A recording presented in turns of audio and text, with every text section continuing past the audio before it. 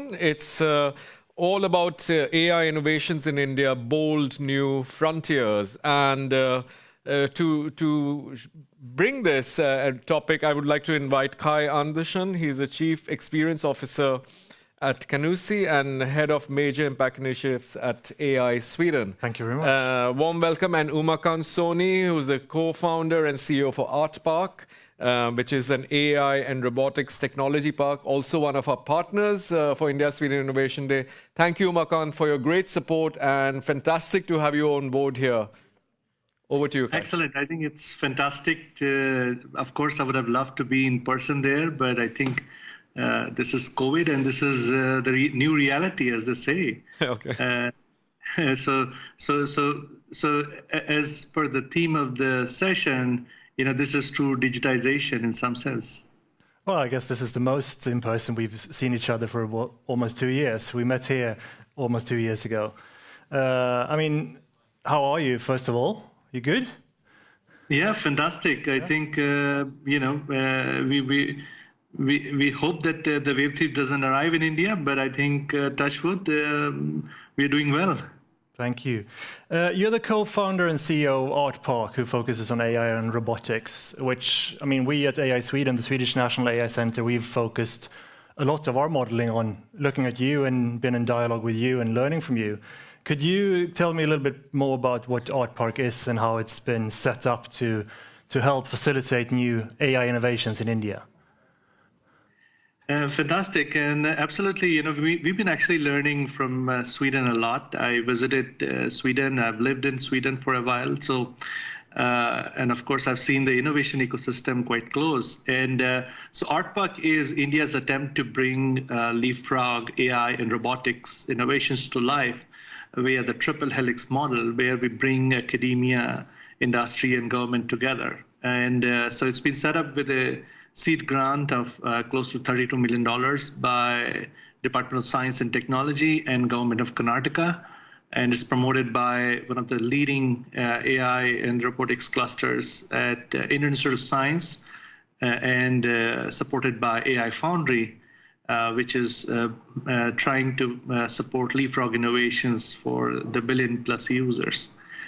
So this is a unique initiative in India. Of course, in Sweden, people are a lot more familiar with the triple helix model, but it's new for India. There are 3 major areas that we are focusing on. We see that India, because it has got the billions, it can be the place for growing the innovation for the world in terms of what we call societal scale AI, right? The AI which is actually going to be really nationwide, billion-plus users wide. And we hope to do it through the leapfrog initiatives, through what we call as moonshots. We literally have to take those bold technology moonshots to actually help implement societal scale AI in India. The second one is we have a very robust Artpark innovation program where we are supporting and nurturing AI and robotic startups. And to select those startups, we actually have a global investment committee, and I'm so glad to share with you that Robin Sukhia, President and Secretary General SIBC, is also part of the global IC. So it will actually help us to not only select interesting startups in India, but also globally and bring them together. The third big initiative that we are actually creating under Artpark is what we call as Art Venture Fund. It's a $100 million venture fund designed to support disruptive AI and robotics companies. And taken 3 of these together, we hope that it will actually truly allow India to create innovations which will not only work in India, but actually globally as well. Well, thanks. I mean, I'm happy you mentioned the triple helix. Obviously, as a Swede, we're familiar with what we call the Swedish model, and we believe that that's the way forward to work together, industry and society, for those moonshot goals. And I mean, $100 million, that's a lot. Maybe we need to take a step back. So we've been talking now today about innovation and industry and automation, but what's the opportunity with AI if you take a step back? Why is this so significant? Why should we even care about AI? Absolutely, and I think it's a very pertinent question that you're asking, that why should we even care? There are three major things that I'm seeing. One is that we already have image and speech parity, apart from success in the strategy games like, Go. Anybody who's watched this fascinating the documentary about AlphaGo, there is stuff in there which is interesting, and also in some way it's also a bit of a challenge as well as a human being to see that there is AI is able to achieve success in strategy games, but that is definitely progress for sure. The second big interesting rise that what you're seeing is what we call as the one-shot learning, what GPT-3 and VDuo 2.0 demonstrated, which is about the transformer approach. And I think probably it actually is, signals the beginning of a new wave of AI in which you could actually take the learning in one domain and apply it to other domains as well. And of course, it is right now, just the beginning, and we have a long way to go. But the disruptive potential is actually quite unique. Right now, it is probably starting with NLP, natural language processing. But, I believe that, approaches like this, or maybe some different approaches, could actually allow us to have cross-domain AI, and that could be truly revolutionary. The third thing, which is kind of interesting, and actually I want to share something on the screen. So I don't know whether I can, show my screen and show you this fundamental shift that I'm seeing, but I will try to see if I can. Yeah, do give it a try. I'll tell you if it shows up. So this is kind of interesting to see, on the left-hand side. I don't think we're seeing your screen. Any tech person in the room?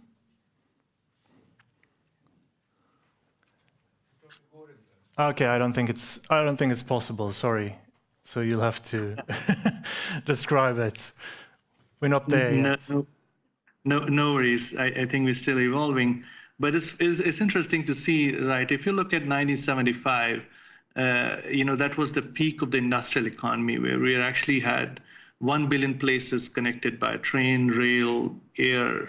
And so you could actually sell the excess production of one place to another place. And that was the industrial economy.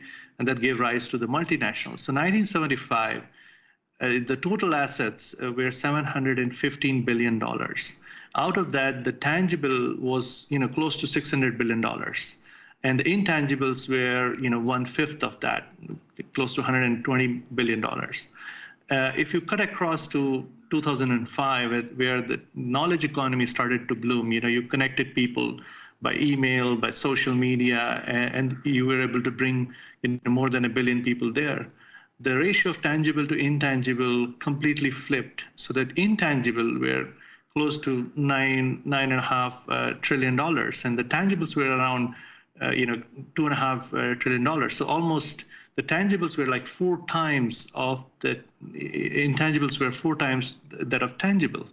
And when you see now, where we are actually heading into what we call as the AI-driven experience economy, where we're going to connect 5 billion people with 50 billion intelligent things in next 10 years or so, creating what we call as the experience economy. Just a case in point is example is Alexa, where that gives you an idea that what would have been probably in the past, maybe the king and the queen would have their personal butler or assistant, but now you can actually have the same virtual experience. Something that can actually help you shop, can order songs, do other things.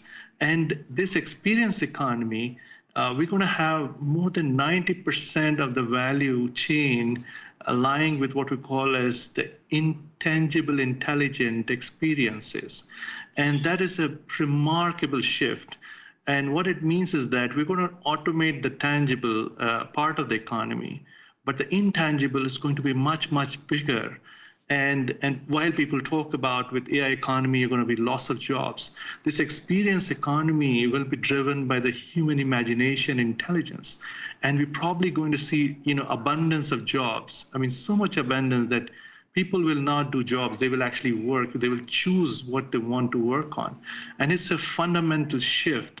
And that's a shift that I feel that we need to actually focus on and bring insight as to what is it that we can truly create. Because if I look at it, especially if you look at it from an India's perspective, next 15 years are very critical. We are hitting this demographic potential. We will have the largest working population, and at the same time there's this fascinating AI experience economy coming together, which is driven by this exponential growth of computing. So that's where it's kind of interesting and insightful, the way I see it, that it's going to be really interesting times in India, because if you look at it, we have the diversity in terms of data. So many 20 plus languages, 5,000 years of heritage in terms of all kinds of data. We talk about food recipes, we talk about the language recipes, we talk about the different aspects of the culture. The culture is actually, it's accumulation of longitudinal data sets, the practices which have actually proved to be sustainable in nature.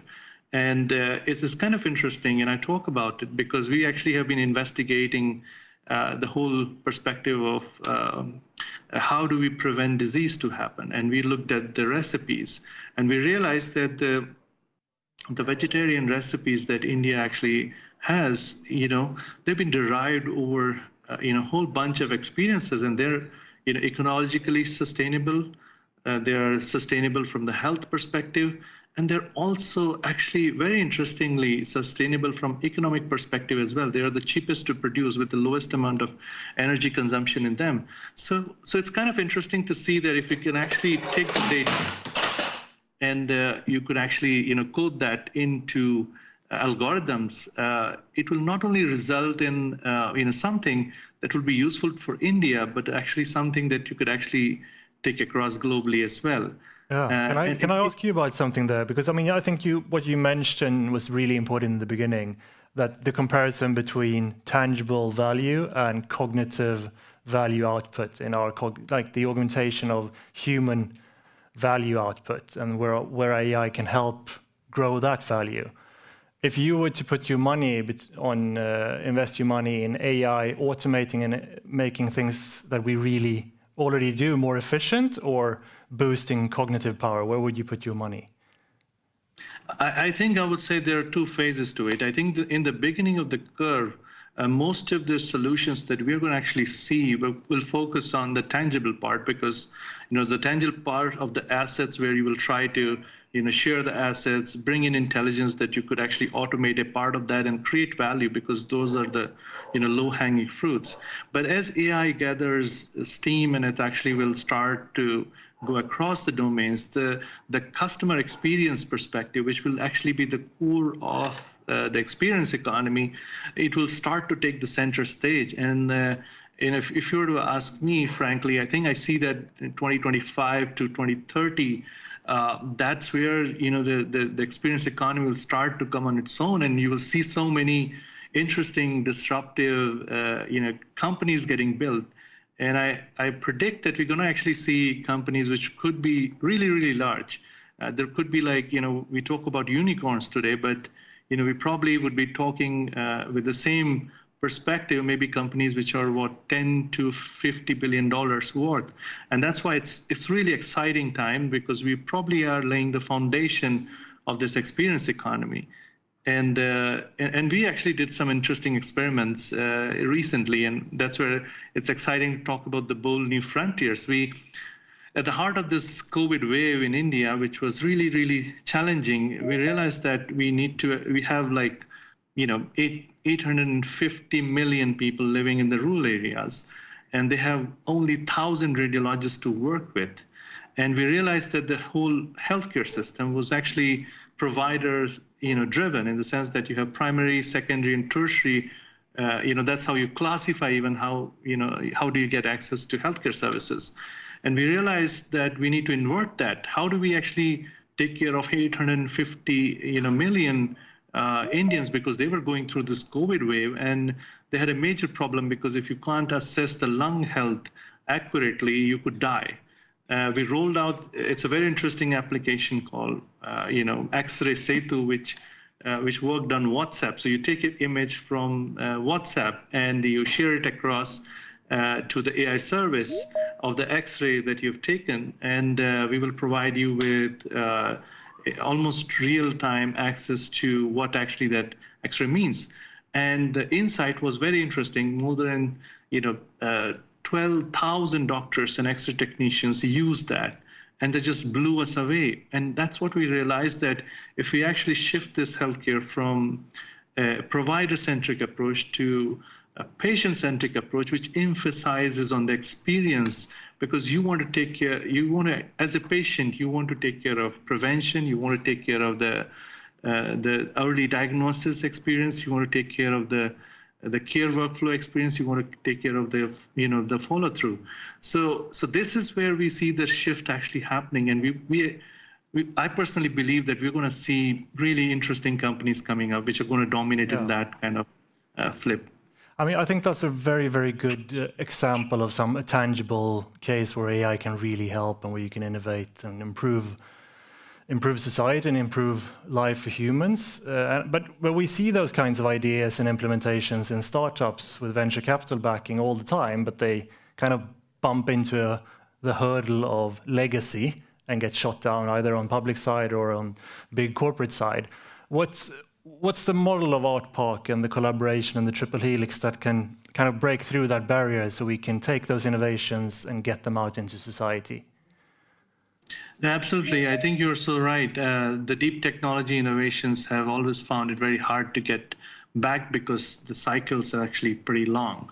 And that's where the innovation ecosystem that we're trying to develop with Artpark is actually very fascinating, because we see that the new breakthrough ideas are going to come from the global academia and the industry collaboration.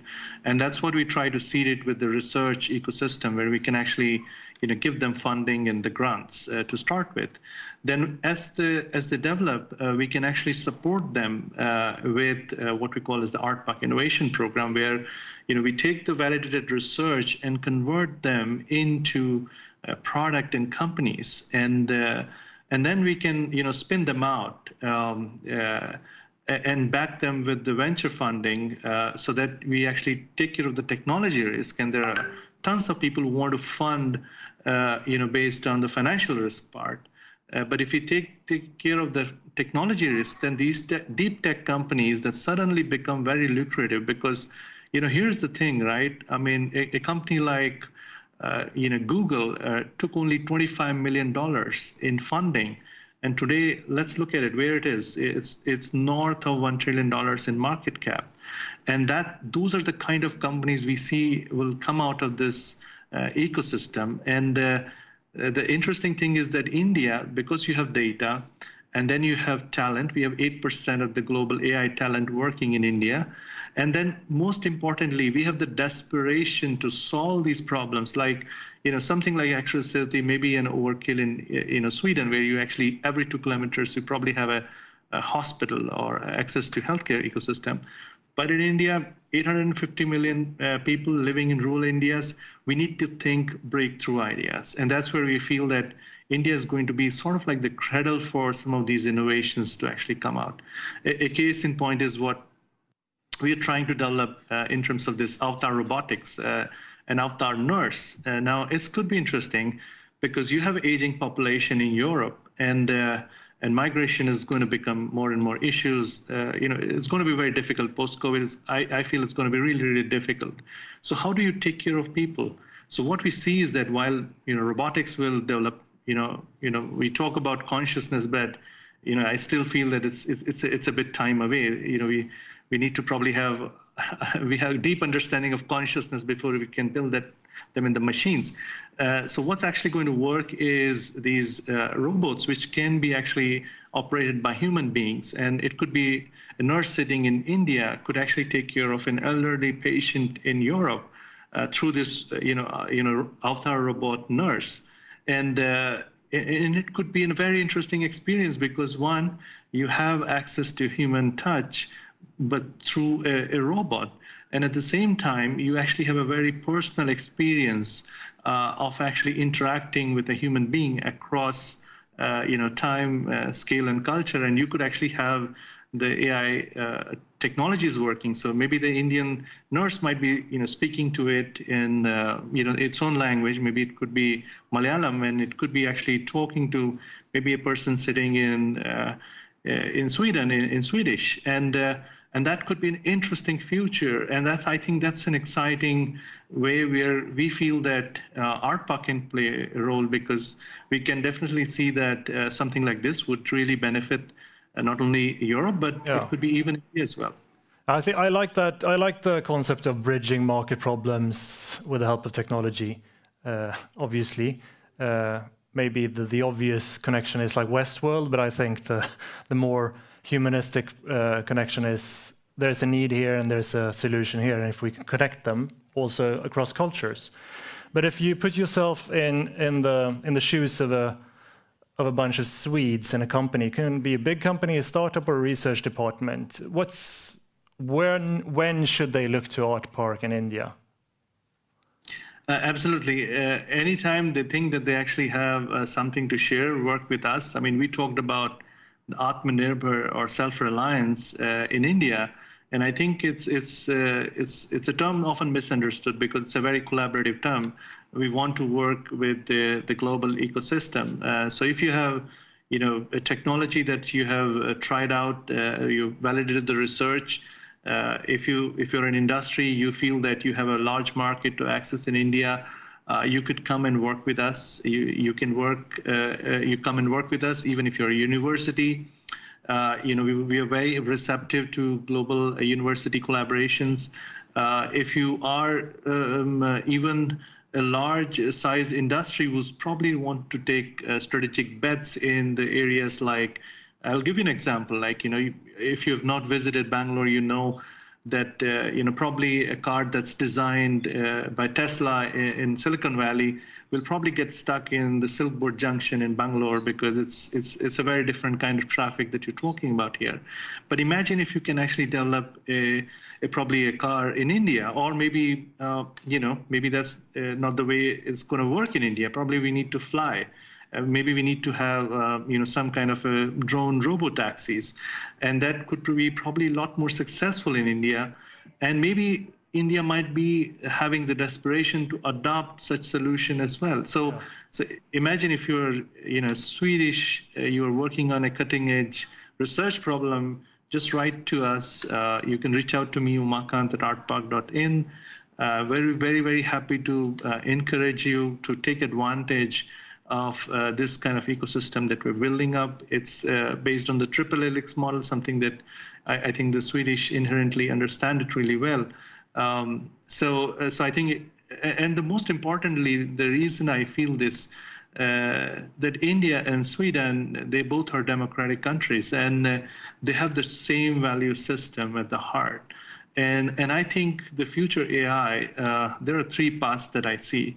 One is that we actually could have large monopolies, and that they could actually have the data.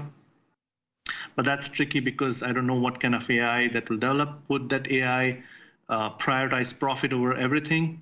Quite possible. The other model is where you actually have semi-autonomous human beings in the hands of autonomous machines. And there's a part of the world that is actually trying to do that. And that's a very scary situation for a person like me.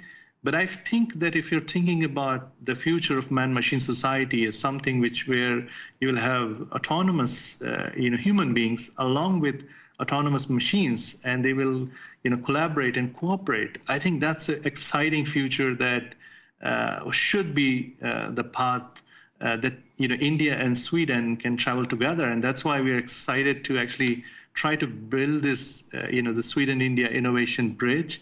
And that's why we feel that the whole Artpark ecosystem is not just about triple helix in India, but it's actually about triple helix globally, with a mandate to collaborate with global industry, global academia, as well as global governments. Yeah, I think thank you very much for saying the last thing. And And you mentioned the values, the shared values and shared democracy and belief in humanity. We're reaching the close of our time. So could you kind of just mention some examples of what you see, or what are the shared values we need to build into our collaborations? What's our version of Asimov's 3 robot laws? Absolutely. I think we need to probably go back to some of those science fiction novels and exercise our imagination of what could actually happen. I think 3 things which are very clear. One, AI future has to be inclusive. I think if you're building these pockets of AI excellence, and while the vast majority probably suffers, I think that's a very tricky situation. It could actually lead to very explosive transition. So it has to be inclusive. Second is equitable. I think we have to treat whether you're made up of carbon or silicon, you should be treated with same amount of respect. And I think that we would have to probably bake that in ourselves. The third is, and I think it's going to be really, really interesting and exciting, is the perspective that, it has to be built with global collaboration. And I think no country can do it alone. And I think the AI future needs to be built by all of us coming together. Thank you very much, Umakant. Very good. Thank you for a good talk, and I wish you a good rest of the day. Thank you very much. Thanks, Kai. It's fantastic to have a chat with you, and hope that we meet soon in a physical way as well. Yeah, I hope so too. Thank you so much, Umakant. Thank you, Kai.